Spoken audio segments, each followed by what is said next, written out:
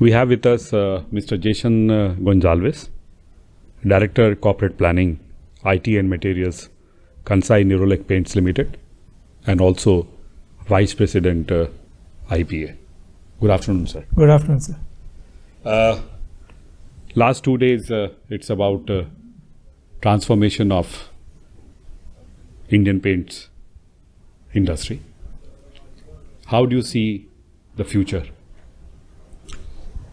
I think, the Indian paint industry luckily has been one of those very blessed industries, I would say, in India. Last 30 years, it has been riding the wave of maybe consumer interest and increased government focus on infrastructure. And it has been recording a good double-digit growth over the last 30 odd years, right from the time of liberalization.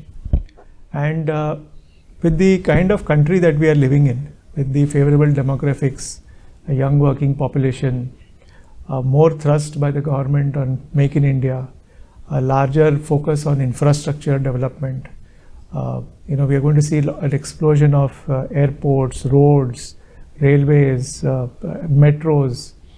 I think the industry is poised to actually reap the benefit of this thrust. Second, I would say, in a big way that, some of the impact this social media is having on the lives of consumers. So consumers are today exposed to so much of, lifestyle through a variety of platforms. And that's fueling a requirement for a whole different type of coatings for homes. And gone are the days where people just painted their house once in 6 years, 7 years, 10 years. Today, paint is seen as a lifestyle product, and just as people change their clothes or change the upholstery, they would like to see their houses and the walls within the houses reflect their personality. And all these kind of changes augur very well for the paint industry. And I think the paint industry will therefore reap some benefit of this renewed interest of the consumers. IPA is talking about 100,000 crores in the next 5 years, that is 2028. So, where do you see the areas which paint industry needs to focus to encash and move and capture that number? So, the paint industry, essentially services two important segments of the market. One is the decorative or the home segment, and the second is the industrial segment. Given the thrust of the government on infrastructure, on public spending, so I think there will be the industry will actually focus on both the decorative sector as well as the the industrial sector. The decorative sector is a larger part of the market. It's almost 70% of the market. And with the kind of favorable demographics that I mentioned, the movement towards nuclear homes, rising disposable income, right, more lifestyle choices by consumers. So the decorative segment is definitely going to see a better growth, and therefore industry will focus there. But together with that, I think let's not forget that the government is really focused on making India a global manufacturing hub. And COVID has actually accelerated that move by the government. And with the kind of schemes that the government has announced, the PLI scheme, we are going to see a lot of manufacturing shift from some of our neighboring countries to India. And therefore, the paint industry will necessarily focus on various industries. So the traditional industries are automobile. But beyond that, it will also focus on anything which is to do with infrastructure, ports, plants. So I think it's an all-round development that I would say that the industry will focus on to achieve those numbers. Also, when you look at the numbers, industry needs to focus on IT in a big way or digitalization in a big way. And also the supply chain needs to be in a greater focus.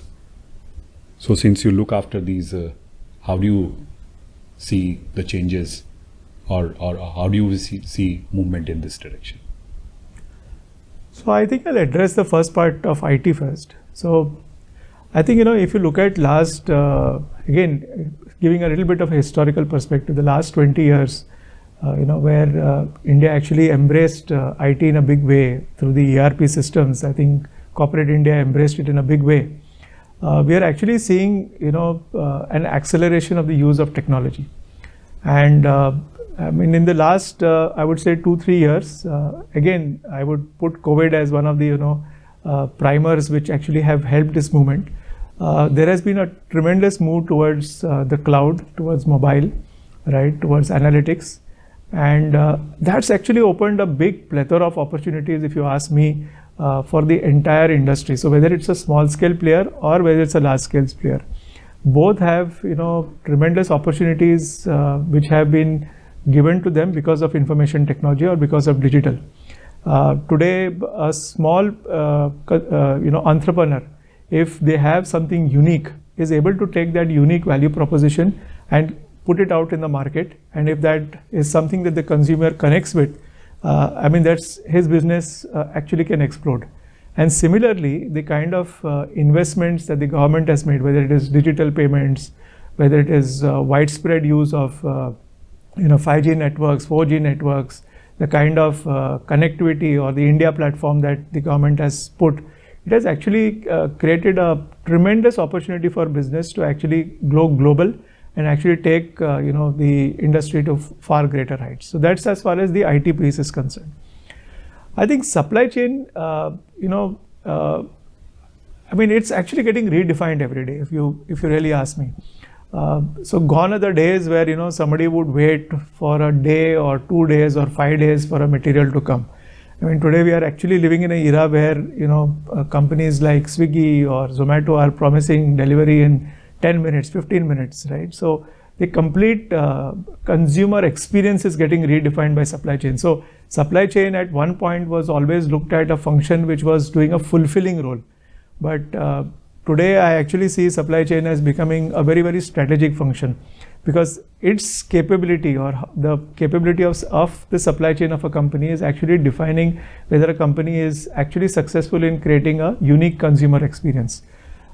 So that's one aspect of it from a consumer perspective. The second thing, what we need to look at is we are also living in a very uncertain world, right? There are a lot of geopolitical risks. We saw the risk because of a simple virus which created a havoc across the world. We saw the impact of that havoc on the global supply chains.